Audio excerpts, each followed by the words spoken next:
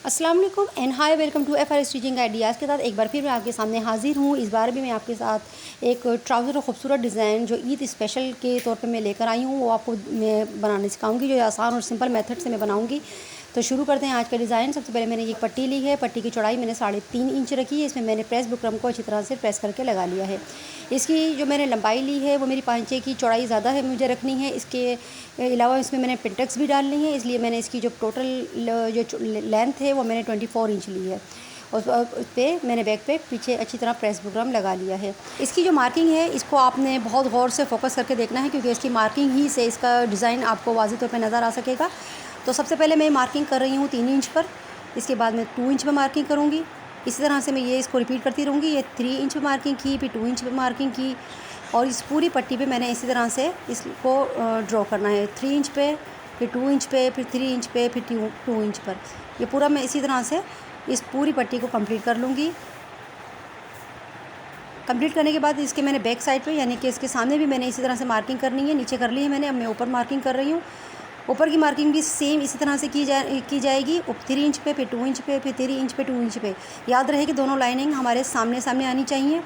इस तरह से बैक नीचे भी और ऊपर भी आप 2 इंच पे और 3 इंच पे मार्किंग कर इस पूरी पट्टी को तैयार कर लें।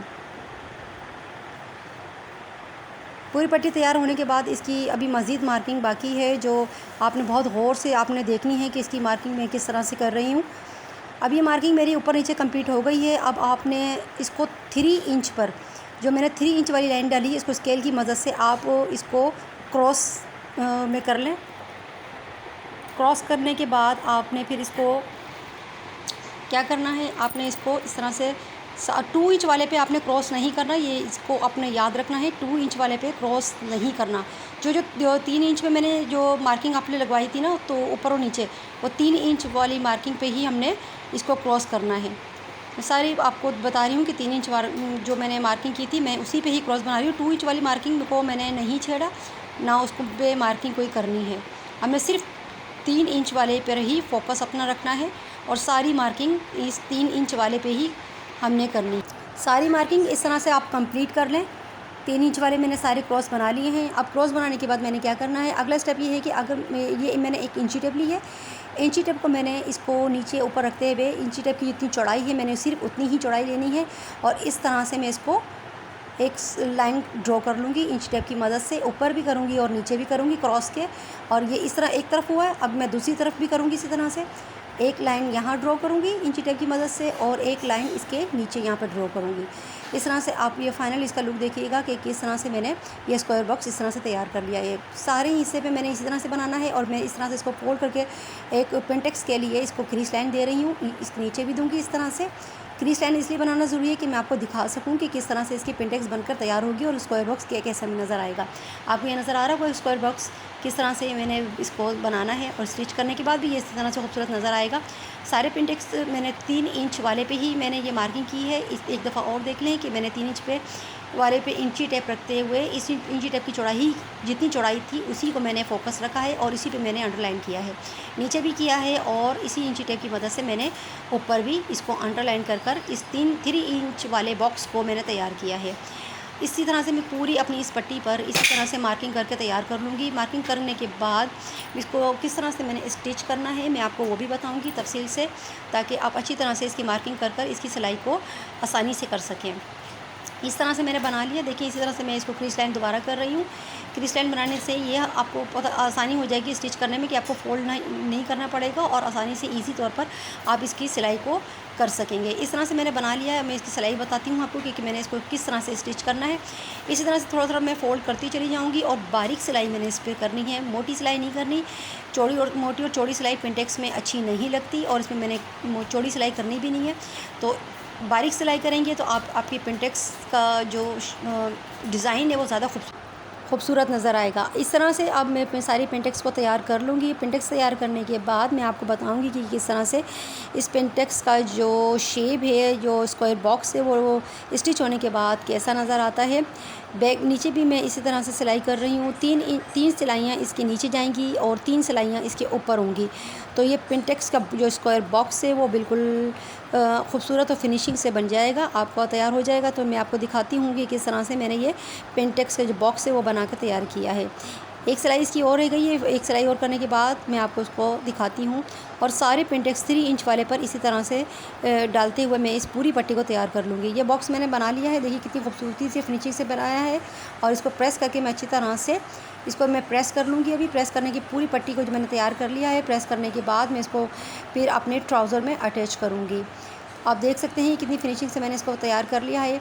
अगला स्टेप क्या है? अगला स्टेप ये है कि अब मैं ट्राउज़र लिया है मैंने। ये ट्राउज़र लेने के बाद मैंने इस पर सेंटर लेस इसको जॉइन करनी है।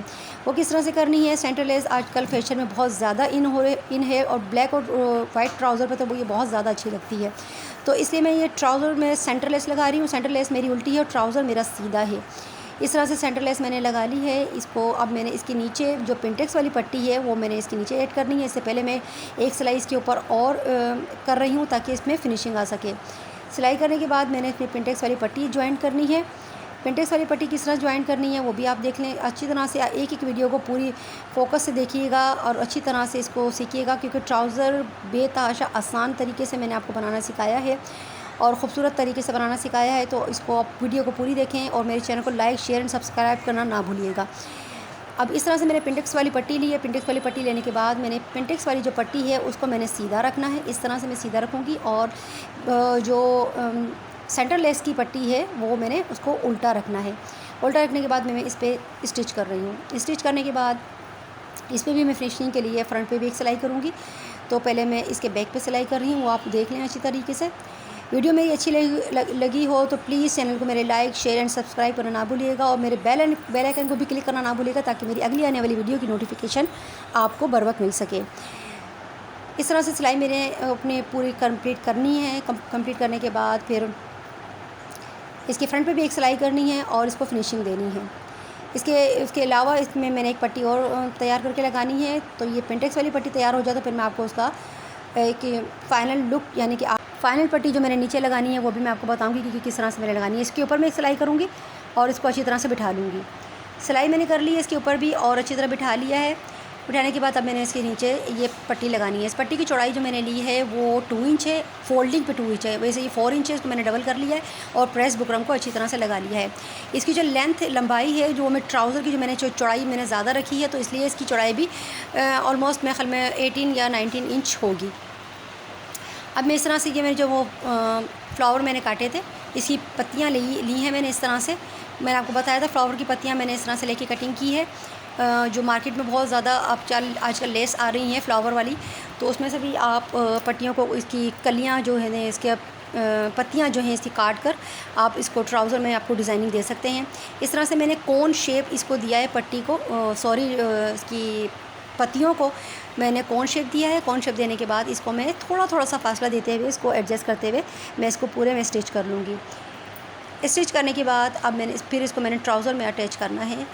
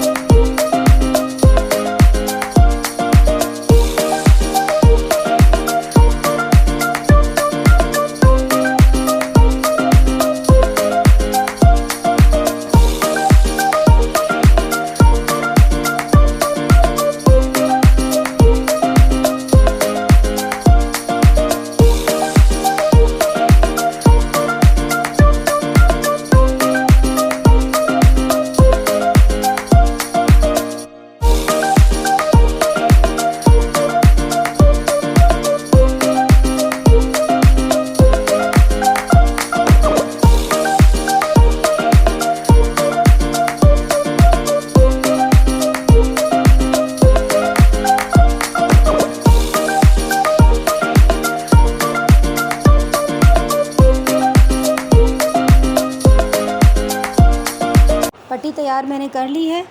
पट्टी तैयार करने के बाद अब इसको मैंने ट्राउज़र से अटैच करना है। इसी तरह से मैं अपना ट्राउज़र मैंने सीधा रखा है और ये पट्टी जो मैंने तैयार की थी इसको मैंने उल्टा रखते हुए इस पर स्टिच करना है। 1/2 इंच पे मैं इसको स्टिच कर इसको ट्राउज़र से अटैच कर लूँ। अब इसकी फ्रंट पे भी मैं एक सिलाई करनी है। पहले मैं ये नीचे से इसकी सिलाई करने के बाद 1/2 इंच पे मैं इसकी सिलाई कर रही हूँ। सिलाई करने के बाद फिर मैंने इसको फ्रंट पे इसको सीधा करना है। सीधा करने के बाद इसकी फ़िनिशिंग के लिए मैं इसके ऊपर एक सिलाई और कर इसको फिनिशिंग दूँगी।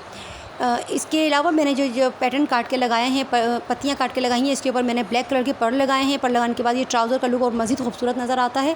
उसको मैं आपको पहन के भी दिखाऊंगी कि ट्राउज़र पहनने के बाद इसका लुक कैसा लगता है। तो so please please please please मेरी वीडियो अगर आपको अच्छी लगी हो तो चैनल को लाइक, शेयर एंड सब्सक्राइब करना ना भूलिएगा और बेल आइकन को क्लिक करना भी ना भूलिएगा ताकि मेरी अगली आने वाली वीडियो की नोटिफिकेशन आपको बर वक्त मिल सके। अब मैं इसको आपको दिखाती हूँ इसका पहनने के बाद इसका लुक कैसा आता है। पर मैंने इसके आखिरी में लगा लिए थे और इसका लुक मैं आपको फ़ाइनल करके दिखाती हूँ।